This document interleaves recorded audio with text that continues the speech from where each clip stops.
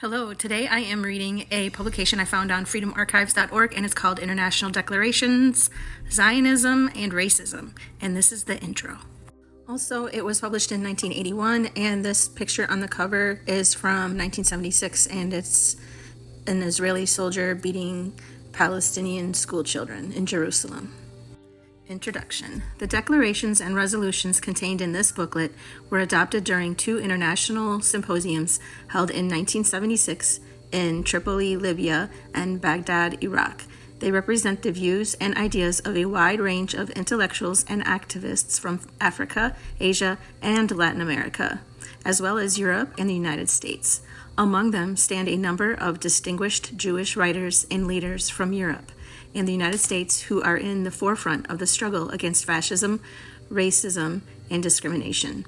These declarations and resolutions, which were adopted after lengthy discussions and scholarly studies, represent an international consensus. They strengthen the United Nations resolution on the elimination of all forms of racial discrimination adopted in 1975, and they reaffirm the international commitment to continue the struggle against all forms of racial discrimination, especially in South Africa and occupied Palestine. The spirit of these declarations is a commitment to further the struggle for human dignity, equality, and freedom, and to oppose discrimination, oppression, and racism wherever they exist.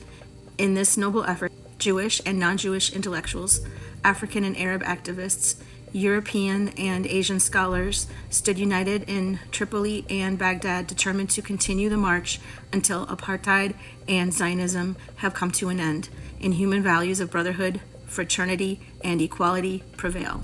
Declaration of the International Forum on Zionism and Racism, Tripoli, Libya, July 24th through 28th, 1976. Part 1. Racism diminishes man. It denies some men and women equal dignity and equal rights, equal human status. To others, it attributes greater dignity, assigns a higher status, and grants superior rights and special privileges. The borderline between the privileged and the deprived is determined not by individual merit, but by group identity. The distinction is based on race as defined by the United Nations in Article 1 of the International Convention on the Elimination of all Forms of Racial Discrimination, which was adopted unanimously by the General Assembly on December 21st, 1965, to embrace race, color, descent, or national or ethnic origin. What diminishes some diminishes all. All mankind, therefore, has a stake in the racism and ethnocentrism which continue to be brazenly proclaimed and ruthlessly practiced in some areas of the world. Racist ethnocentrism is inescapably self-centered. It is particular. Anti-racism is universal. Its concern ranges over the entire earth, wherever racism holds sway and whatever form it takes. The cause of anti-racism has therefore come to be espoused by the international community as a whole. It is no longer viewed as the cause of the immediate victims of a particular racist system alone. Just as the triumph over a particular racist system is not a triumph for its victims alone, but for all mankind, so too must the struggle against the remaining outposts of racism be, in every respect, a world struggle. We welcome the adoption by the General Assembly of the United Nations of Resolution 3379 of November 10th, 1975, in which that supreme organ of the organized international community determined that Zionism is a form of racism and racial discrimination. That pronouncement gave formal expression to the growing recognition throughout the world of the racist character of Zionism, its dogma, its program, and its practice. The ruthless campaign of vilification to which the United Nations has been subjected by Zionism and its racist and imperialist allies in response to its principled and courageous adoption of the aforementioned resolution reveals the desperation and isolation of the forces of racism and Zionism in today's world. Nothing is more dishonest than the slogan unleashed by the United States and Israel as the principal weapon in their campaign against the decision of the United Nations that anti-Zionism is anti-Semitism. This dishonest slogan is predicated on the false equation of Judaism with Zionism and the equally false equation of Jews with Zionists.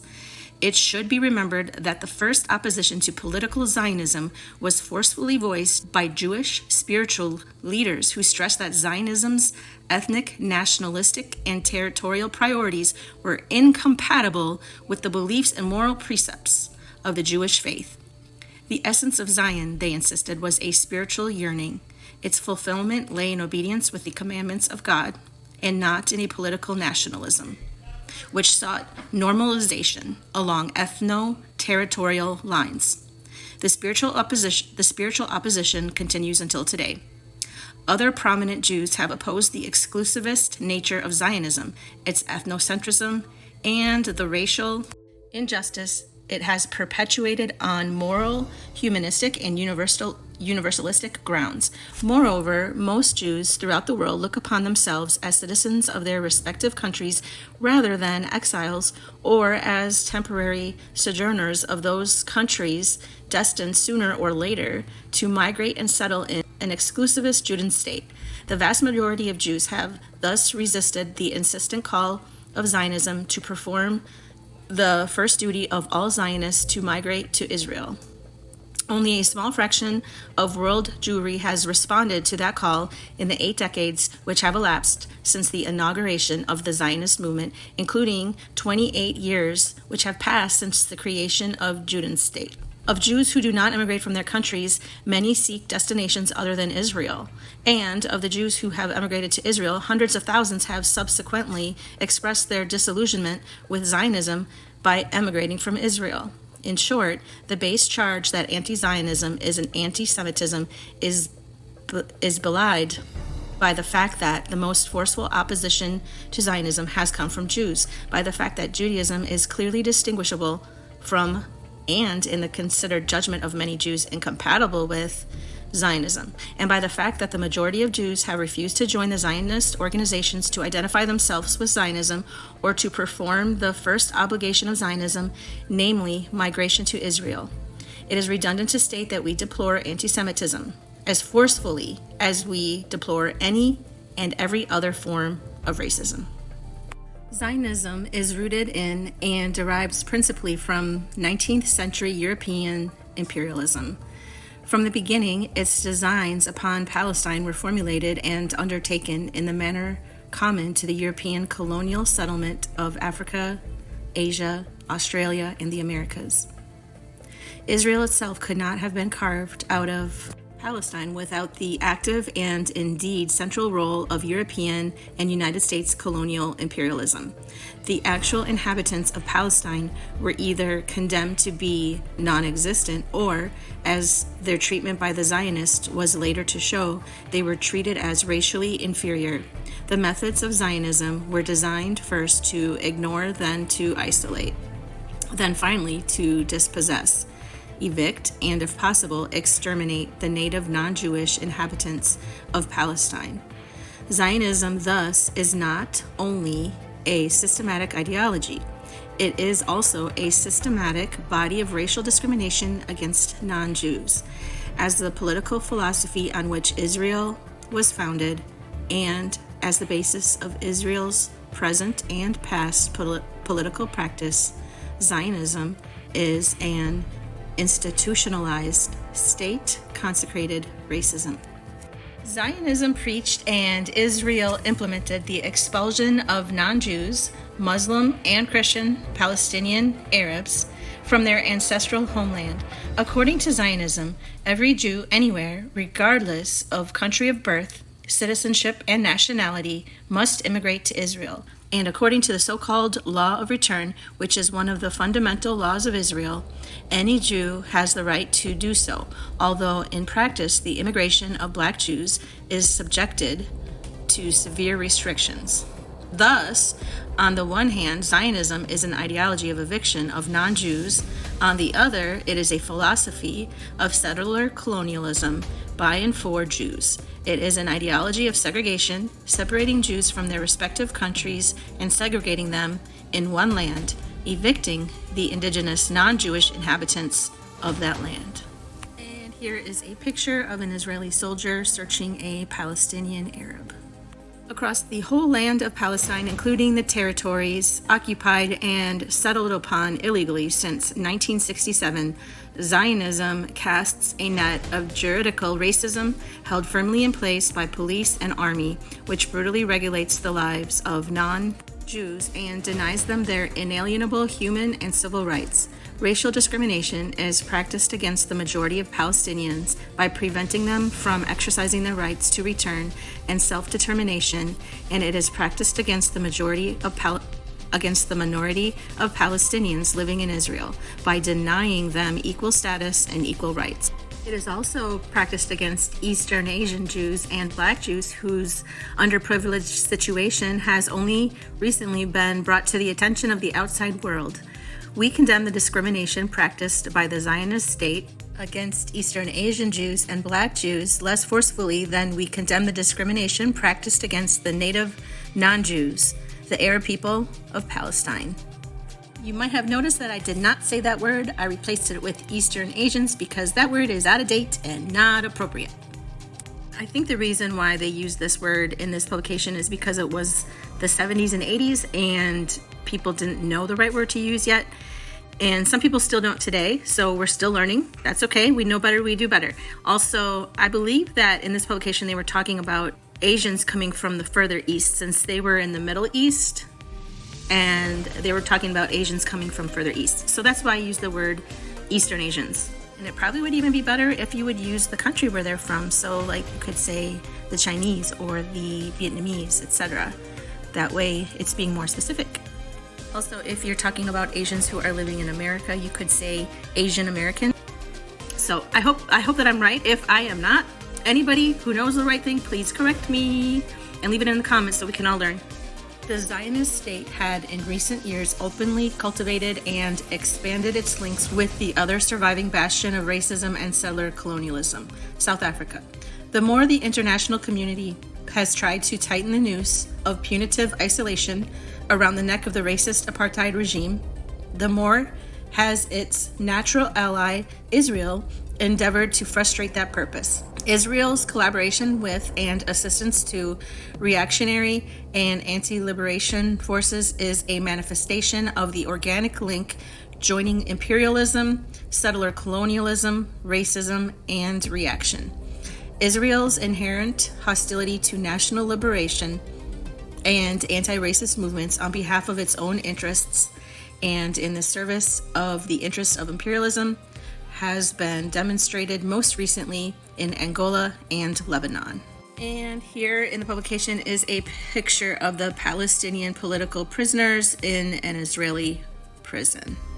The declaration of recent years that Zionism constitutes a national liberation movement would have sounded preposterous and grotesque to the ears of the founders and early leaders of Zionism, who looked upon themselves as pioneers in a movement of settler colonialism in Western Asia and openly described themselves as such.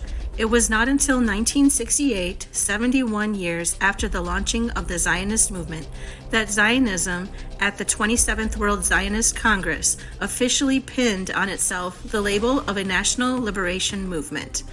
No movement which seeks the liberation of its people through the displacement of another people from its ancestral homeland can validly claim to be an authentic national liberation movement. The antithesis of racism is the recognition that the common humanity of all men transcends differences in race, color, descent, national or ethnic origin. From that common humanity emanates the equality of rights, dignity, and status of all human beings. Justice cannot be restored in Palestine without the elimination of Zionist racism from the Holy Land.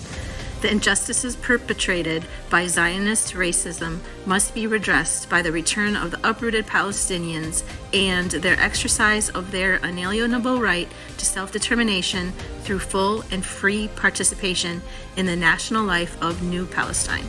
The answer to the racist exclusivism established by Zionism in Palestine is the creation of a pluralistic society of equal and free human beings, a state to which Muslims, Christians, and Jews equally belong, and which equally belong to them all. This is the proclaimed goal of the Palestine Liberation Organization, the sole legitimate representative of the Palestinian Arab people. It clearly distinguishes between the racism and the ideology and the regime against which the Palestinian people wage their struggle, and the human beings involved with whom Palestinians are willing to live in a pluralistic, democratic, secular Palestine. To this noble, anti-racist, humanistic goal, we give our wholehearted support. This is from the United Nations General Assembly, and it's dated 15 October 1975, and it's the elimination of all forms of racial discrimination. The General Assembly, recalling its resolution 1904 of 20 November 1963, proclaiming the United Nations Declaration on the Elimination of All Forms of Racial Discrimination, and in particular its affirmation that any doctrine of racial differentiation or superiority is scientifically false, morally condemnable, and socially unjust and dangerous, and its expression of alarm at the manifestations of racial discrimination still in evidence in some areas in the world, some of which are imposed by certain governments by means of legislative, administrative, or other measures. Recalling also that in its resolutions 3151G of 14 December 1973, the General Assembly condemned inter alia the unholy alliance between South African racism and Zionism.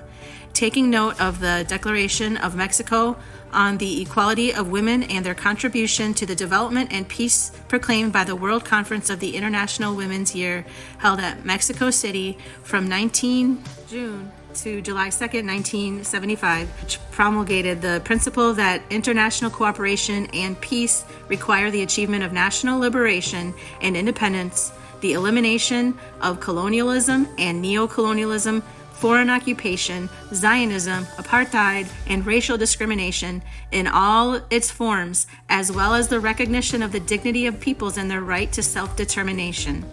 Nobody's free until everybody's free.